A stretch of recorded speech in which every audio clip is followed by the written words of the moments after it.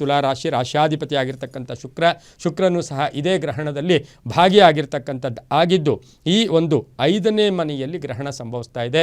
ಹಾಗಾಗಿ ರಾಹುಗ್ರಸ್ತ ಕಂಕಣ ಸೂರ್ಯ ಗ್ರಹಣದ ಪ್ರಭಾವ ತುಲಾ ರಾಶಿಯವರಿಗೆ ಹಾಗೆ ಮಹತ್ವವನ್ನು ನೋಡಕ್ಕೆ ಹೋದಾಗ ಚಿತ್ತಾ ನಕ್ಷತ್ರ, ಸ್ವಾತಿ ನಕ್ಷತ್ರ, ವಿಶಾಖ ನಕ್ಷತ್ರದವರು ಈ ಒಂದು ಗ್ರಹಣದಲ್ಲಿ ಈ ಒಂದು ರಾಶಿ ನಕ್ಷತ್ರಗಳು ಈ ಒಂದು ರಾಶಿಯಲ್ಲಿ ಒಂದು ಅಳವಡಿಸ್ತಕ್ಕಂಥದ್ದಾಗಿದ್ದು ಈ ಒಂದು ಪೂರ್ವ ಪುಣ್ಯ ಸ್ಥಾನದಲ್ಲಿ ಗ್ರಹಣ ಸಂಭವಿಸ್ತಾ ಇದೆ.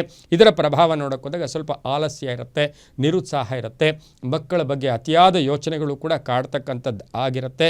ಆದರೂ ಸಹ ತುಲಾ ರಾಶಿಯವರಿಗೆ ಗುರುಬಲ ಇರತಕ್ಕಂಥದ್ದು, ಅದೃಷ್ಟ ಕೂಡ ಚೆನ್ನಾಗಿರುತ್ತೆ. ಸ್ವಲ್ಪ ಪ್ರಯತ್ನ ಪಟ್ಟರೆ ಹೆಚ್ಚು ಲಾಭ ಆಗ್ತಕ್ಕಂಥದ್ದು, ಸಂತಾನದಿಂದ ಒಳ್ಳೆಯದಾಗುತ್ತೆ, ವ್ಯಾಪಾರದಲ್ಲಿ ಒಳ್ಳೆಯದಾಗುತ್ತೆ, ಪಾಲುದಾರಿಕೆಯಿಂದ ಒಳ್ಳೆಯದಾಗುತ್ತೆ, ಆರೋಗ್ಯ ತುಂಬ ಚೆನ್ನಾಗಿರುತ್ತೆ, ಸಾರ್ವಜನಿಕ ಸಂಪರ್ಕ ಜೀವನಗಳು ತುಂಬ ಚೆನ್ನಾಗಿರುತ್ತೆ.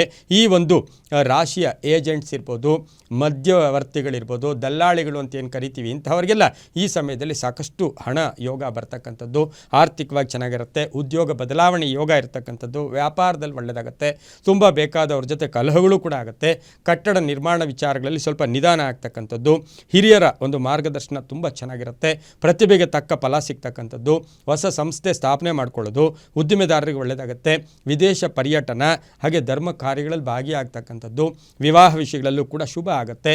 ಆದರೆ ಈ ರಾಶಿಯವರಿಗೆ ಕುಟುಂಬ ವರ್ಗದಲ್ಲಿ ಯಾರ್ದೋ ಒಬ್ಬರ ಅನಾರೋಗ್ಯದ ಚಿಂತೆ ಕೂಡ ಕಾಡ್ತಕ್ಕಂಥ ಸಾಧ್ಯತೆ ಇರುತ್ತೆ. ಇನ್ನು ತುಲಾ ರಾಶಿಯವರು ಸಾಧ್ಯವಾದಷ್ಟು ಇಂತಹ ಸಮಯದಲ್ಲಿ ಔಷಧಿಗಳ ದಾನ ಮಾಡೋದ್ರಿಂದ ಅಥವಾ ಮೆಡಿಸಿನ್ಸ್ ಯಾರಿಗಾದರೂ ಕೊಡೋದ್ರಿಂದ ಅಥವಾ ಯಾವುದೇ ಪ್ರೈವೇಟ್ ಹಾಸ್ಪಿಟ್ಲಲ್ಲಿ ಹೋಗಿ ಒಂದಷ್ಟು ಹಣವನ್ನು ನೀವು ಮಾತ್ರೆಗಳಿಗೆ ಅಥವಾ ಔಷಧಿಗಳಿಗೆ ಯಾರಿಗಾದರೂ ಕೊಟ್ಟು ಬರೋದ್ರಿಂದ ಸಾಕಷ್ಟು ಶುಭ ಆಗುತ್ತೆ.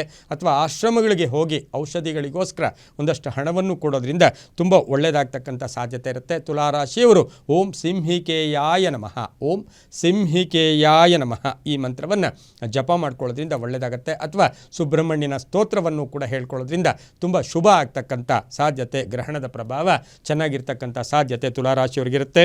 ತುಂಬಾ ಒಳ್ಳೆಯದಾಗುತ್ತೆ.